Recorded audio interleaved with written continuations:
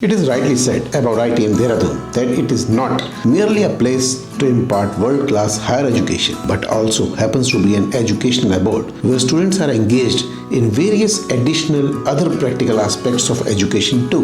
आज के social media के बढ़ते वर्चस्व के बीच भी ITM देहरादून ने अपने छात्र छात्राओं को कभी लेखन, पाठन और किताबों से दूर नहीं होने दिया। किसी न किसी रूप में ITM देहरादून और उसके चेयरमैन निशांत थपलियाल ने अपने छात्रों को किताबों से जोड़े रखा, चाहे वो राज्य की सबसे बेहतरीन लाइब्रेरी मेंटेन करने के रूप में हो या फिर किसी प्रकार से साहित्य के इम्पोर्टेंस को समझाने हेतु हो। इसी क्रम में एक किताब दून जो बचपन में देखा का विमोचन ITM देहरादून के कैंपस में किया गया। खास बात इस विमोचन की यह रही कि यह किताब उत्तराखंड के जन कवि एवं साहित्यकार डॉक्टर अतुल शर्मा, जो कि ITM देहरादून में director for theatre and education भी हैं, द्वारा लिखी गई है। और डॉक्टर शर्मा ने अपनी लेखनी से उत्तराखंड मूवमेंट को भी अपने समय बहुत बल प्रदान किया था। उपस्थित जनमानस एवं ITM देहरादून के छात्रों को उन संस्मरणों को भी सुनने का और दून घाटी के विषय में गहराई से जानने का भी एक स्वर्ण मौका मिला।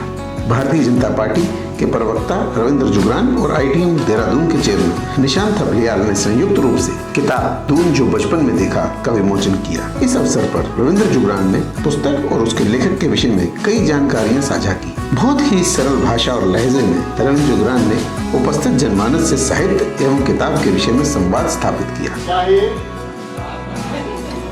नहीं बताइए क्या लिखा है?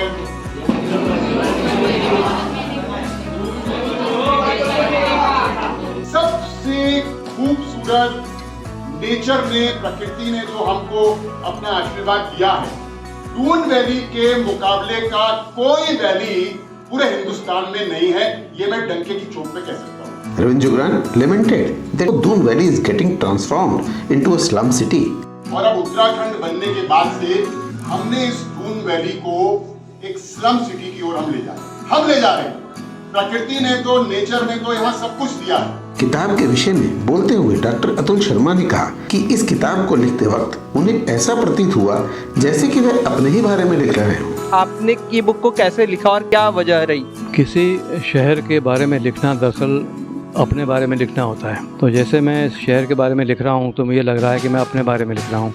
उनके अनुसार अपनी बढ़ती उम्र के साथ साथ उन्होंने उत्तराखंड की राजधानी देहरादून को भी बदलते देखा। साथ ही लेखन हेतु डॉक्टर अतुल शर्मा ने अपने व्यक्तित्व को सरल रखने पर बल दिया।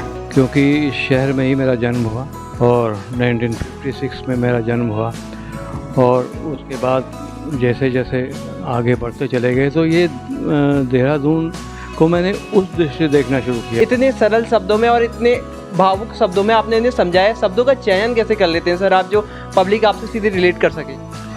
उसके लिए खुद सरल होना पड़ता है। अगर आप सरल हैं तो आपका साहित्य भी सरल होगा, और सरल होना बड़ी कठिन साधना है। आपके पास जितना भी अनुभव है, जितना भी प्रतिभा है, वो अगर आपको लोगों के साथ शेयर करनी है तो आपका स्वभाव अगर सरल नहीं है तो आप दूसरों को दोस्त नहीं बना सकते, और लिख तो आप सकते ही नहीं हैं, और लिखेंगे तो वो बनावटी सा लगेगा। तो आप मुझे अच्छी तरह जानते हैं कि मैं बहुत ही साधारण और सरल व्यक्ति हूँ, और सरल होना सबसे कठिन है। तो ये जो लिखना हुआ है वो सरल इसलिए हुआ है कि अधिक से अधिक लोगों तक पहुँचे। देहरादून के इतिहास पर प्रकाश डालते हुए डॉक्टर शर्मा ने शहर को क्या से क्या होते देखने की वेदना भी प्रकट की। यह भी चर्चा उन्होंने की कि कैसे देहरादून विश्व में अपनी एक अलग पहचान रखता था। ये एक बहुत खूबसूरत वैली थी, और आज अगर हम उसके बारे में सोचते हैं तो वो बिल्कुल ऐसा लगता है कि वो परी कथाएँ हैं, लोक कथाएँ हैं, फेरी टेल्स हैं। और ऐसा देहरादून विश्व प्रसिद्ध रहा है, वो हमने देखा है, हमारा सौभाग्य रहा है। तो वहाँ से लिखने की प्रक्रिया शुरू हुई। ITM देहरादून की छात्रा श्रेया अग्रवाल ने कुशल मंच संचालन किया और साथ ही भावुक शब्दों में देहरादून का विवरण कविता पाठ द्वारा किया। मेरा देहरादून कुछ अलग सा था। महकती बंसमती खेतों खलियानों में, चाय भी चुस्कियाँ लेती बगानों में, बारिश की बौछारे में चहकता सा था। मेरा देहरादून कुछ अलग सा था। कार्यक्रम में यह भी अवगत कराया गया कि डॉक्टर अतुल शर्मा को उत्तराखंड सरकार ने भाषा संस्थान का सदस्य नामित किया है। आपके माध्यम से मैं डॉक्टर अतुल शर्मा को एक बात की बधाई देती हूँ कि उत्तराखंड शासन ने आपको भाषा संस्थान का सदस्य नामित किया है।